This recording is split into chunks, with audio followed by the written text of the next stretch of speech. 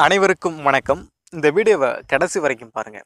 2018-19க்கான குரு பெயர்ச்சி பலன்கள் மேச ராசினியர்களுக்கு. இதுவரைக்கும் குரு பகவான் கலஸ்தர ஸ்தானத்தில் இருந்தார்.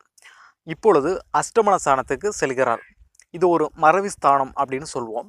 போராட்ட வாழ்க்கை, அச்ச உணர்வுகள் ஏற்படும், எதிர்பாராத தனவரவுகள் உண்டாகும், அதே நேரங்களில் எதிர்பாராத செலவுகளும் ஏற்படும். உங்கள் ராசிக்கு வேலை மாற்றம், கடன் அதிகரிப்பு அனைத்தையுமே இழந்திருப்பீர்கள். அஷ்டமத்தில் குரு வருவதால் நன்மையும் தீமையும் கொண்ட வாழ்க்கையாக உங்களுக்கு அமையும். பண விஷயங்களில் மிகவும் கவனம் தேவை. நட்பு வட்டாரத்தில் துரோகங்கள் ஏற்படும். வேலை பார்ப்பவர்களுக்கு இடமாற்றம் ஏற்படும். வெளிநாடு செல்ல நினைப்பவர்களுக்கு வாய்ப்புகள் அமையும்.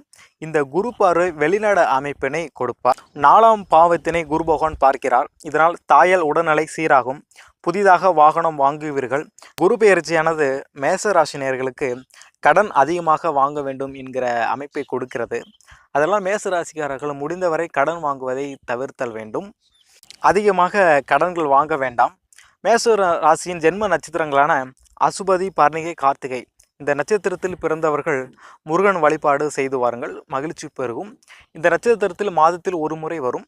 அன்றைய நாள் அன்று எண்ணெய் ஸ்நானம் செய்தல் கூடாது. இந்த வீடியோ உங்களுக்கு பிடிச்சிருந்தது அப்படின்னா லைக் பண்ணுங்கள், ஷேர் பண்ணுங்கள், கமெண்ட் பண்ணுங்கள். நன்றி.